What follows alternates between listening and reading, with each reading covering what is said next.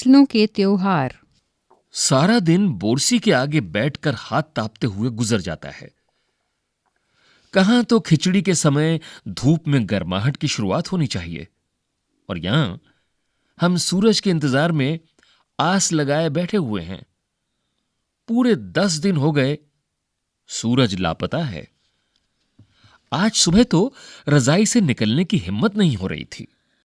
बाहर देखने से तो समय का अंदाजा बिल्कुल नहीं हो रहा, लेकिन घर में हो रही चहल पहल अब पता चल रही है।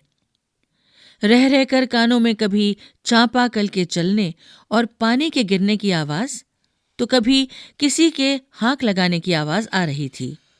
जा भाग के देख के रहा के पत्ता आइल के ना। आज ई लोग के उठे के नहीं खे का?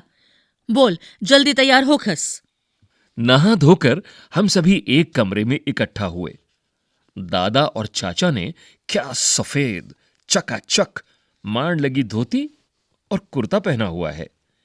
खिचड़ी में ऐसन ठाड़ हम पहले कब्बो ना देखनी। सारा देह कनकना देता। पापा ने कहा, शायद आज धोती में उन्हें ठंड कुछ ज्यादा ही लग रही है। सामने मचिया पर खादी की सफेद साड़ी पहने हुए दादी बैठी थी। आज दादी ने अपने बाल धोए हैं। झक सफेद सेमल की रुई जैसे हल्के फुल्के बाल। गौर से देखने पर भी एक काला बाल नजर नहीं आता। बिल्कुल धुली धुली सी लग रही हैं दादी। उनके सामने केले के कुछ पत्ते कतार में रखे हैं, जिस पर तिल, मिठा यानी गुड़, चावल आदि के छोटे छोटे ढेर पड़े हुए हैं। हमें बारी बारी से उन सभी चीजों को छूने और प्रणाम करने के लिए कहा गया। जब सबने ऐसा कर लिया तो उन सभी चीजों को एक जगह इकट्ठा करके दान दे दिया गया। आज तो अप्पी दीदिया बुरी फंसी। उन्हें न तो चूड़ा दही ही पसंद है और ना ही खिचड़ी। पर आज तो फरमाइशी नाश्ता नहीं चलेगा। उन्हें दोनों ही चीजें खानी पड़ेंगी। आज खिचड़ी जो है। पृष्ठ 14। खिचड़ी खाने के बाद सभी ने गया से आए तिल, गुड़ और चीनी के तिलकुट को बड़े चाव से खाया। खाते खाते मैं सोच रही थी कि कितनी अलग है ना यह खिचड़ी जो अभी हम मना रहे हैं। स्कूल में हम जो खिचड़ी मनाते थे, उसकी अलग ही मस्ती हुआ करती थी। छुट्टी का दिन, नाव में बैठकर गंगा नदी की सैर और फिर टापू पर बालू में दौड़ते हुए पतंग उड़ाना या उड़ाने की कोशिश करना। कितना मजा आता था। इधर हम पतंग उड़ाते थे और वहीं थोड़ी दूर पर गुरुजी, विमला दिद्दा, आनंद जी, झिलमिट भैया सब मिलकर ईंट से बने चूल्हे पर बड़े बड़े कड़ाहों में खिचड़ी बनाते थे। हम भी बीच बीच में अपनी पतंगों को सुस्ताने का मौका देते हुए मटर और प्याज छीलने बैठ जाते। वैसी खिचड़ी फिर दोबारा खाने को नहीं मिली। वाकई ढंग कैसा भी हो, पर है ये खुशियों का त्योहार। जनवरी माह के मध्य में भारत के लगभग सभी प्रांतों में फसलों से जुड़ा कोई ना कोई त्योहार मनाया जाता है। कोई फसलों के तैयार हो जाने पर खुशी बांटता है, तो कुछ लोग इस उम्मीद में खुश होते हैं कि अब पाला कम होगा। सूरज की गर्मी बढ़ने से खेतों में खड़ी फसल तेजी से बढ़ेगी। सभी प्रांतों और इलाकों का अपना रंग और अपना ढंग नजर आता है। इस दिन सब लोग अच्छी पैदावार की उम्मीद और फसलों के घर में आने की खुशी का इजहार करते हैं। उत्तर प्रदेश, बिहार, मध्य प्रदेश में मकर संक्रांति या तिल संक्रांत, असम में बिहू, केरल में ओणम, तमिलनाडु में पोंगल, पंजाब में लोहड़ी, झारखंड में सरहुल, गुजरात में पतंग का पर्व सभी खेती और फसलों से जुड़े त्योहार हैं। इन्हें जनवरी से मध्य अप्रैल तक अलग अलग समय मनाया जाता है। झारखंड में सरहुल बड़े जोश और खरोश के साथ मनाया जाता है। 4 दिनों तक इसका जश्न चलता रहता है। अलग अलग जनजातियां इसे अलग अलग समय में मनाती हैं। संथाल लोग फरवरी मार्च में, तो ओरांव लोग इसे मार्च अप्रैल में मनाते हैं। आदिवासी आमतौर पर प्रकृति की पूजा करते हैं। सरहुल के दिन विशेष रूप से साल के पेड़ की पूजा की जाती है।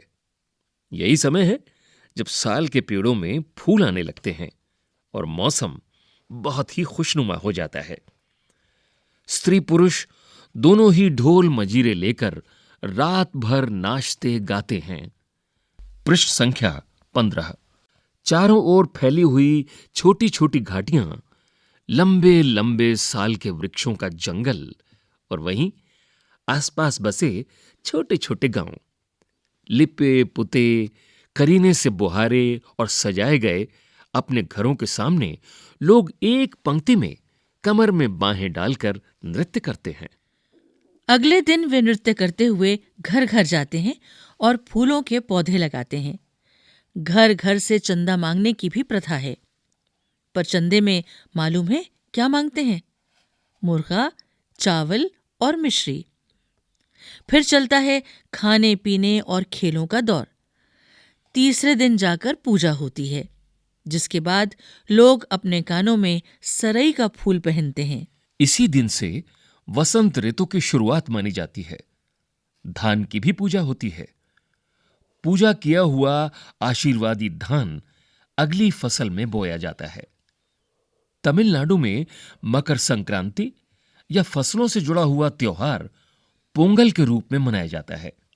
इस दिन खरीफ की फसलें चावल, अरहर आदि कटकर घरों में पहुंचती हैं। लोग नए धान कूटकर चावल निकालते हैं। हर घर में मिट्टी का नया मटका लाया जाता है, जिसमें नए चावल, दूध और गुड़ डालकर उसे पकाने के लिए धूप में रख देते हैं।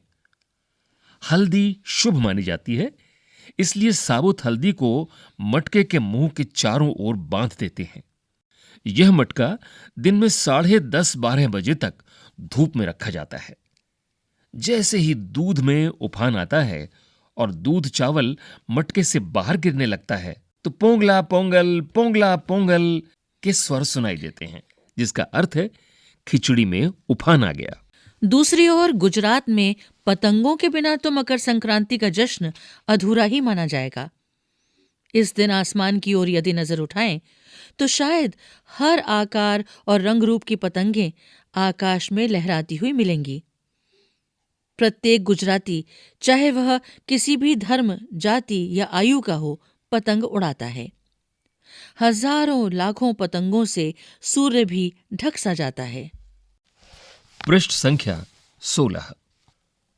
कुमाऊं में मकर संक्रांति को घुघुतिया भी कहते हैं। इस दिन आटे और गुड़ को गूंथकर पकवान बनाए जाते हैं। इन पकवानों को तरह तरह के आकार दिए जाते हैं, जैसे डमरू, तलवार, दाड़िम का फूल आदि। पकवान को तलने के बाद एक माला में पिरोया जाता है। माला के बीच में संतरा और गन्ने की गंडेरी पिरोई जाती है। यह काम बच्चे बहुत रुचि और उत्साह के साथ करते हैं। सुबह बच्चों को माला दी जाती है। बहुत ठंड के कारण पक्षी पहाड़ों से चले जाते हैं। उन्हें बुलाने के लिए बच्चे इस माला से पकवान तोड़ तोड़कर पक्षियों को खिलाते हैं और गाते हैं, कौवा आओ, घूघूत आओ, ले कौवा बढ़ाओ, माँ के दे जा सोने का घड़ाओ, खा ले पूरी, माँ के दे जा सोने की छुरी। इसके साथ ही जिस चीज की कामना हो वह मांगते हैं। है ना कितने अलग अलग अंदाज मकर संक्रांति को मनाने के। कहीं दूध चावल और गुड़ की खीर बनती है, तो कोई 5 प्रकार के नए अनाज की खिचड़ी बनाता है। कहीं कहीं लोगों का सैलाब नदी में स्नान के लिए उमड़ पड़ता है। लोग ठंड से ठिठुरते रहेंगे, पर बर्फीले पानी में कम से कम एक डुबकी तो जरूर लगाएंगे। हाल यह होता है कि इन जगहों पर तिल रखने की भी जगह नहीं होती। तिल से याद आया, मकर संक्रांति के दिन पानी में तिल डालकर स्नान करना, तिल दान करना, आग में तिल डालना, तिल के पकवान बनाना विशेष महत्व रखता है। तुम्हारे घर या इलाके में इस त्योहार को कैसे मनाया जाता है? इसे खिचड़ी, पोंगल, मकर संक्रांति या कुछ और कहा जाता है? या तुम फसलों से जुड़े कोई और त्योहार मनाती हो? यदि तुम आपस में बात करो तो तुम्हें यह जानकर हैरानी होगी कि कई बार एक ही इलाके में रहने वाले लोग भी इस त्योहार को अलग-अलग ढंग से मनाते हैं।